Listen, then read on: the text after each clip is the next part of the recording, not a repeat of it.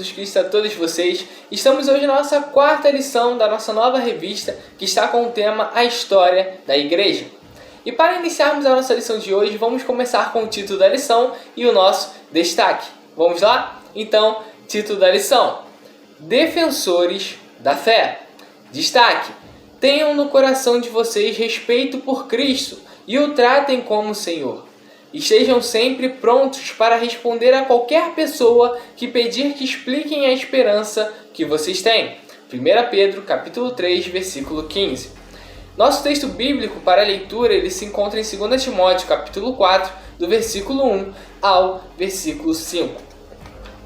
Então, semana passada falamos a respeito das perseguições que os cristãos na igreja primitiva eles sofriam. Mas, além das perseguições, estava ocorrendo uma outra coisa muito perigosa, que era o surgimento de falsos ensinos, as famosas heresias. E aí, essas heresias faziam com que o povo ficasse confuso, os crentes ficassem confusos, e aí eles se afastavam do verdadeiro evangelho, indo para um evangelho que não é aquele que foi pregado anteriormente. Então, para poder devido a esses acontecimentos e para poder fazer com que os crentes acordassem para o evangelho genuíno, Deus ele levanta alguns defensores do evangelho, que são chamados de apologistas. Mas o que significa apologistas? Apologia vem do grego e significa defesa. Então os apologistas eram aqueles que de fato defendiam o evangelho. E aí os apologistas então eles vão combater essas heresias, que surgiam dentro das igrejas e em vários lugares, tudo aquilo que pregava um evangelho que não condizia com aquele com que Jesus Cristo ele pregou. E aí, qual a importância de conhecer esses apologistas, Os seus nomes, eles são importantes para nós, porque tais pessoas elas possibilitaram que hoje nós pudéssemos desfrutar da fé, da verdadeira fé, conhecer o verdadeiro evangelho. Elas defenderam o evangelho com suas próprias vidas. A gente vai ver alguns exemplos mais à frente. Então, os seus nomes elas são importantes para que nós possamos compreender como foi que o evangelho se manteve firme e presente até os dias de hoje. O evangelho verdadeiro das boas novas de Cristo Jesus. E aí, os primeiros grandes apologistas da igreja primitiva foram Paulo e João. Eles combateram os judaizantes, que eram aqueles que ensinavam que para você ser um cristão, de verdade, ser santo diante de Deus, você tinha que continuar com os rituais dos judeus. Então eles defendiam e falavam sobre esses ensinos, e aí Paulo e João diversas vezes teve que combater esse falso ensino, e também Paulo e João combateram o gnosticismo, que era aqueles que pregavam uma falsa espiritualidade, dizendo que somente a alma importava para Deus, e o corpo não importava. Então, eles combateram também essas heresias, esses falsos ensinos.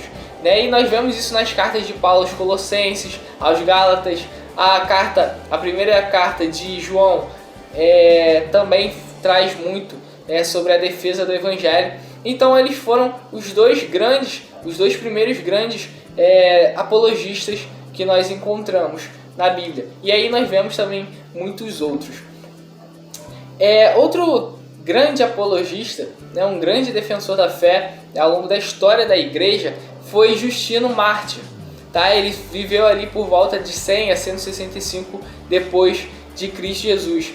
E ele é chamado de Mártir porque ele foi condenado por Roma devido à sua fé, devido a crer em Cristo Jesus. Ele foi condenado à morte por defender o evangelho. E aí, antes mesmo de Justino ele se tornar cristão, ele estudava filosofia.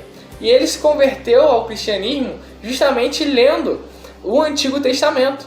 Então ele leu o Antigo Testamento, viu as profecias sobre o Messias que se encontram no Antigo Testamento, viu tudo aquilo que Jesus Cristo veio e fez e realizou, e se converteu a Cristo Jesus, reconhecendo que Jesus Cristo é o Messias, aquele que foi enviado por Deus. E aí ele começou, depois já amadurecido na fé, ele desenvolveu algumas obras, e ele escreveu uma obra em defesa da fé cristã, né, para o imperador da época, Antonino Pio. E o nome dessa obra é Apologia. E depois, mais para frente, ele escreveu a sua segunda obra, que se chama Segunda Apologia, né, para o Senado romano. Então ele, buscando defender e fazer com que mais pessoas conhecessem o Evangelho verdadeiro, né, através das suas obras. E muitas pessoas foram tocadas pelas suas obras, né, pela sua pregação do Evangelho, por defender o Evangelho de Cristo Jesus. Mas, ao fim, ele acabou sendo morto durante o governo de Marco Aurélio, na época. Tá? Então, ele defendeu até o fim, né, com a sua vida, o Evangelho genuíno, o Evangelho verdadeiro. Né? E aí no livro dos Mártires, né, de John Foxe, ele relata, né, a morte desse apologista de Justino. Né? Justino e 6 companheiros, eles foram presos, né? Ordenaram a eles que eles negassem a fé e que adorassem a outros ídolos pagãos da época, e eles negaram fazer isso, né? E aí eles automaticamente foram condenados, né? E foram mortos, né, por não negarem a fé em Cristo Jesus, por defender o Evangelho até o fim. E aí nós temos também outros nomes ao longo da história da igreja, né, de pessoas que defenderam o Evangelho, né, que defenderam a palavra de Deus, como por exemplo Arístides, né, que viveu ali no segundo século mais ou menos, Tertuliano, né, que viveu ali por volta de 160 a 220 depois de Cristo, e ele é considerado um dos maiores apologistas cristãos de todos os tempos. Era um homem muito inteligente, culto, né? As obras dele se dividiam em 3 assuntos, né, basicamente principais, que eram a postura do cristianismo diante do Império Romano, né, que vigorava na época, a defesa da fé cristã diante das heresias, né? Então, defender o Evangelho perante falsos ensinamentos, né, e o comportamento correto do crente à luz da Bíblia. Né? Então, o que a Bíblia nos traz de comportamento, de ensino, para que possamos aplicar em nossas vidas? Então, as obras dele se dividiam dessa forma, sendo um grande apologista. Nós temos também Orígenes, tá? Nós temos Atanásio, nós temos também Agostinho, muito conhecido, né? E Agostinho, antes de se converter ao cristianismo, a Cristo, né, a Cristo Jesus, ele sempre foi um grande estudioso, né? Mesmo antes de se converter ali a Cristo Jesus, se dedicar à palavra de Deus, ele sempre foi muito estudioso, sempre buscando conhecer. E aí se converteu a Cristo Jesus ali com 33 anos, né? E ele conheceu através da sua mãe, né? Por influência da sua mãe Mônica, né? Que influenciou ele a conhecer a palavra de Deus, a conhecer a Cristo Jesus.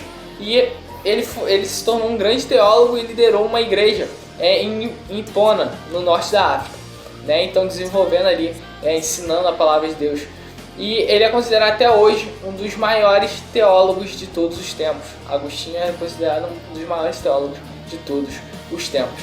E aí, esses são alguns nomes, tá, de alguns que defenderam o Evangelho, mas existiram muitos e muitos que deram suas vidas pelo Evangelho verdadeiro, né, não aceitando heresias, não aceitando falsos ensinamentos, né, e sempre defendendo, né, a palavra de Deus, a palavra verdadeira, né, o Evangelho das Boas Novas que foi anunciado lá atrás. Então, são pessoas, né, que nós devemos tomar como exemplo em conhecer a palavra de Deus e buscar conhecer a palavra de Deus, né, para ficarmos atentos a falsos ensinamentos que podem surgir, né, e quando começar a surgir a gente perceber, olha, isso daqui não condiz com o que a palavra de Deus fala, porque a palavra de Deus fala dessa forma. E aí termos o discernimento e a sabedoria de Deus para poder ensinar o verdadeiro Evangelho, né, por todo o mundo, né, sempre buscando conhecer a palavra de Deus. Né, a igreja ela se torna mais forte quando consegue defender a fé que professa.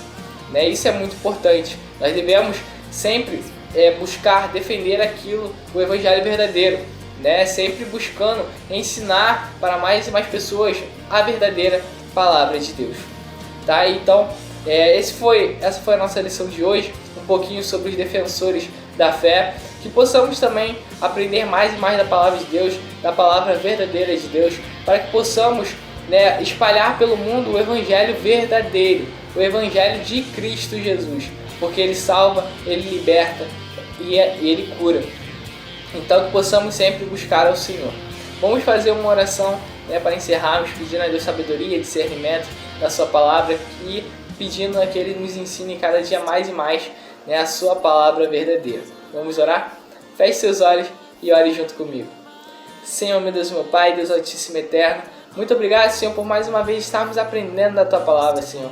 Muito obrigado, Senhor, por mais uma vez estarmos aqui, ó Deus, conhecendo mais e mais da história da igreja e de tudo quanto preparou o Senhor para nós, meu Deus.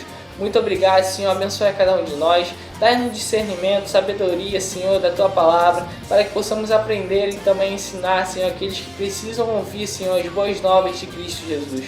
Que possamos, Senhor, ficar atentos, Senhor, vigilantes quanto aos falsos ensinos, buscando, Senhor, sempre a verdadeira mensagem, a verdadeira palavra de Deus. É o que eu te peço, Senhor, abençoe a cada um de nós, nos dê uma semana abençoada, um mês, um ano abençoado, meu Deus. É o que eu te peço e desde já te agradeço, em nome do Senhor Jesus Cristo, o que vive e reina para todos sempre. Amém e amém. Então, essa foi a nossa lição de hoje e agora nós nos vemos na nossa próxima lição. Fiquem todos com Deus e até lá.